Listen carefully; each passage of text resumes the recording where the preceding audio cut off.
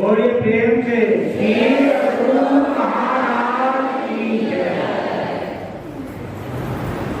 गुरु की महिमा अनंत है,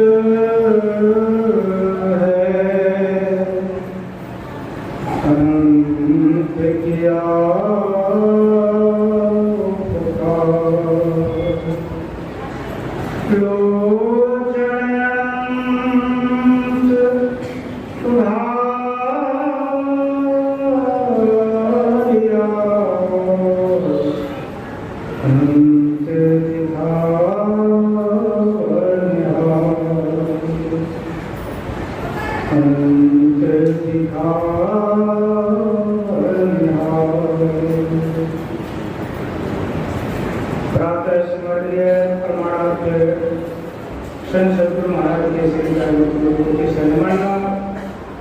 अपने निवास में पूज्यपाद जैसे कमलों में पूज्य शरण मन से पूज्यपाद शुभ के श्री चरण कमलों पूज्य शरण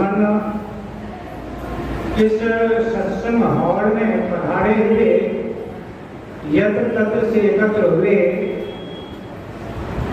सत्संग प्रेमी सदात्माओं माता एवं बहन, अभी आप लोग पाठ्यक्रम में रामचरितमानस और सद्गुरु महाराज के उपदेश सुने। इसमें स्पष्ट तरह से आ गया यह है नाम भजन। नाम क्या है और किस नाम को जपने से हमारा कल्याण हो सकता है, उद्धार हो सकता है, इसके बारे में बताया गया।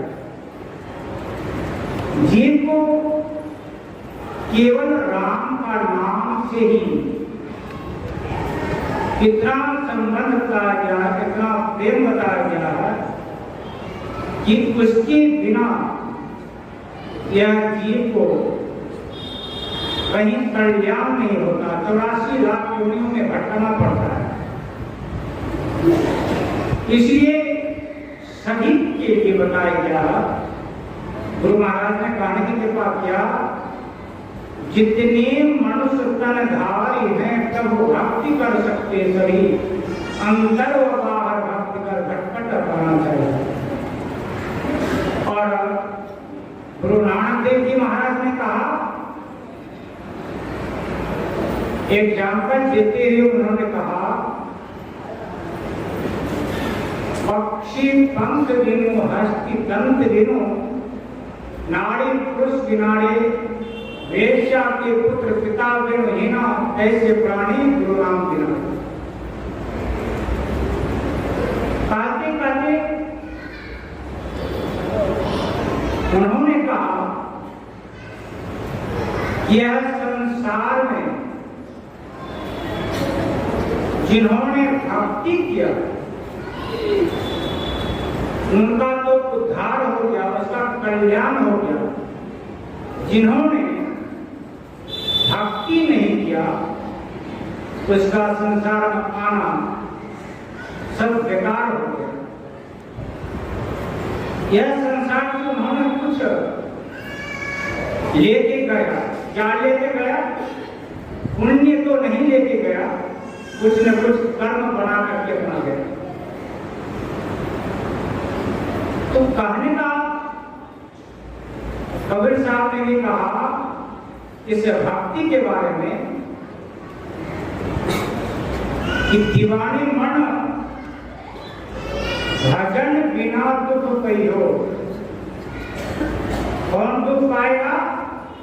कि जिन्होंने सत्संग भजन ध्यान किया नहीं है और नहीं कर रहा है, उनके बारे में स्पष्ट करके बताते हैं, दीवाने मन भजन बिना दुख कहियो। पहला जन्म भूत का पहियो। आप लोग जानते होंगे भूत क्या होता है।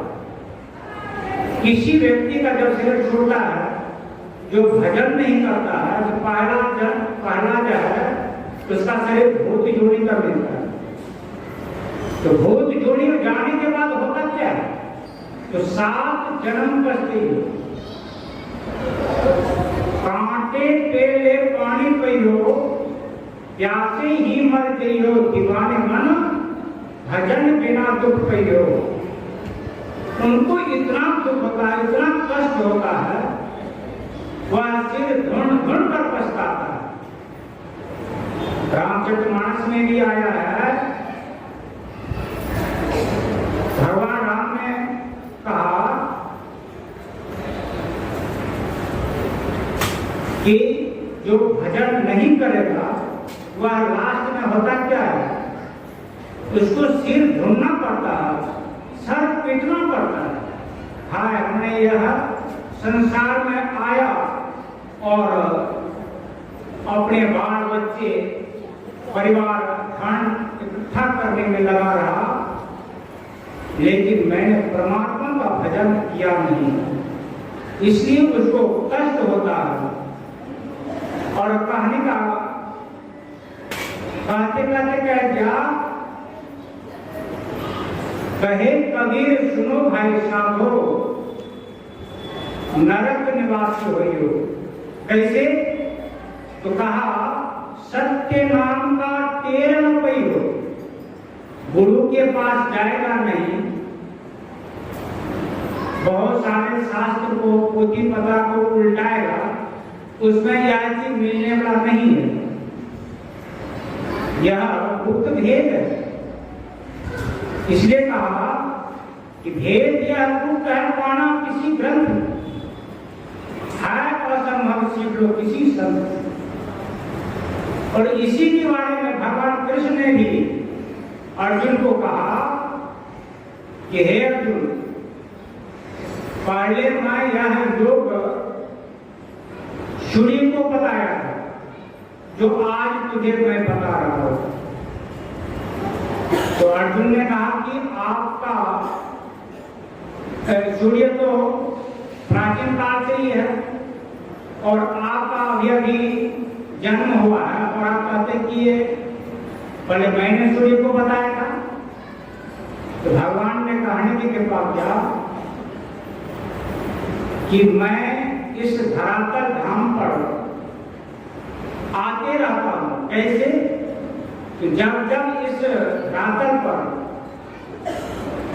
पापियों का, दुष्टों का अधिक बढ़ाई हो जाता है, बढ़ जाता है, और भक्त को जब वह कष्ट देने लगता है, तब तक मैं इस धरातल पाता हूं। तो कैसे कहा? उन्होंने कहने के बाद क्या भगवान कृष्ण ने, यदा ही धर्मस्य ग्रामे भक्ति भारत अविद्यान धर्मस्य तदात्मान सृजाम्यहम् परित्राणाय साधूनां विनाशाय च दुष्कर्म धर्म संस्थापनार्थाय संभवामि युगे युगे। मैं किसी युग में ऐसा नहीं है कि मैं नहीं आया हूं, और सभी युग में मैं आकर के अपने भक्त को, इनको जो है रक्षा के लिए, और वह दुष्टों को अपने दुष्ट को संहार करता हूं।